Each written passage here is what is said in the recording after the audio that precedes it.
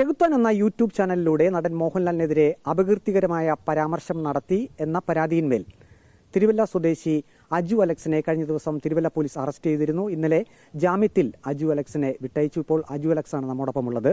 കഴിഞ്ഞ ദിവസം ജാമ്യം നൽകി വിട്ടയച്ചു. താങ്കൾ മോഹൻലാലിനെതിരെ തുടർച്ചയായിട്ട് അങ്ങനെയുള്ള പരാമർശങ്ങൾ നടത്താറുണ്ട്. അതൊരു വ്യക്തി സ്വാതന്ത്ര്യത്തിന്റെ ഭാഗമായിട്ടാണ് എന്നാണോ താങ്കൾ കരുതുന്നത്? ഇല്ല, ഞാനിങ്ങനെ തുടർച്ചയായി അങ്ങനെയുള്ള പരാമർശങ്ങൾ നടത്താറില്ല. ഇതിപ്പോ എല്ലാം ഒരു ഈ പറഞ്ഞ പോലെ അഭിപ്രായ സ്വാതന്ത്ര്യത്തിൽ പറയുന്നുള്ളതാണ്, അതിനപ്പുറത്തോട്ടൊന്നുമില്ല. ഇപ്പോൾ ഈ വിഷയത്തിൽ താങ്കൾക്ക് ഇപ്പോൾ എന്താണ് തിരിഞ്ഞു നോക്കുമ്പോൾ എന്താണ് തോന്നുന്നത്? അങ്ങനെ പ്രത്യേകിച്ചൊന്നും തോന്നുന്നില്ല. എന്ത് തോന്നാനാണ്? ഇല്ലൊന്നും തോന്നുന്നില്ല. ഇനിയിപ്പോൾ എങ്ങനെയാണ് അടുത്ത നടപടികളൊക്കെ എങ്ങനെയാണ്? ഇങ്ങനെ കാര്യങ്ങൾ നടന്നുകൊണ്ടിരിക്കുകയാണല്ലോ, അപ്പൊ അതങ്ങനെ നടക്കട്ടെ. അത് തന്നെ. ഇപ്പൊ അമ്മ ജനറൽ സെക്രട്ടറി സിദ്ദിഖാണ് താങ്കൾക്കെതിരെ തിരുവല്ല പോലീസിൽ പരാതി കൊടുത്തത്. ക്യാമറയൊക്കെ കൊടുത്തിട്ട് അങ്ങോട്ട് പോയി വീണ് കഴിഞ്ഞാൽ ഇവിടെ വീണ് ക്യാമറ പൊട്ടി, തല പൊട്ടി. പിന്നെ അത് കഴിഞ്ഞ് നമ്മൾ മെഡിക്കൽ കോളേജിലേക്ക് പോകുന്നു.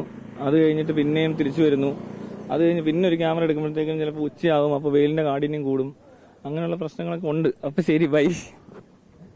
ഏതായാലും ഈ ഒരു വിഷയത്തിൽ കൂടുതൽ പ്രതികരിക്കാൻ അജു അലക്സ് തയ്യാറാകുന്നില്ല. നേരത്തെ ചെകുത്താൻ എന്ന യൂട്യൂബ് ചാനലിലൂടെ നടൻ മോഹൻലാലിനെതിരെ അപകീർത്തികരമായിട്ടുള്ള പരാമർശങ്ങൾ നടത്തിയെന്നാണ് അമ്മ ജനറൽ സെക്രട്ടറി സിദ്ദിഖ് തിരുവല്ല പോലീസിന് നൽകിയ പരാതിയിൽ പറഞ്ഞിരുന്നത്. ആ പരാതി പ്രകാരമാണ് അജു അലക്സിനെ പോലീസ് ഇന്നലെ ആദ്യം കസ്റ്റഡിയിലെടുക്കുകയും പിന്നീട് അറസ്റ്റ് രേഖപ്പെടുത്തുകയും ചെയ്തത്. ഇപ്പോൾ ആ കേസിന്റെ നടപടിക്രമങ്ങൾ നടക്കുന്നതിനാൽ താൻ മുമ്പ് നടത്തിയ പരാമർശങ്ങൾ സംബന്ധിച്ച് കൂടുതൽ ഒരു വിശദീകരണത്തിലേക്ക് പോകുന്നില്ല എന്നാണ് അജു അലക്സ് പറയുന്നത്.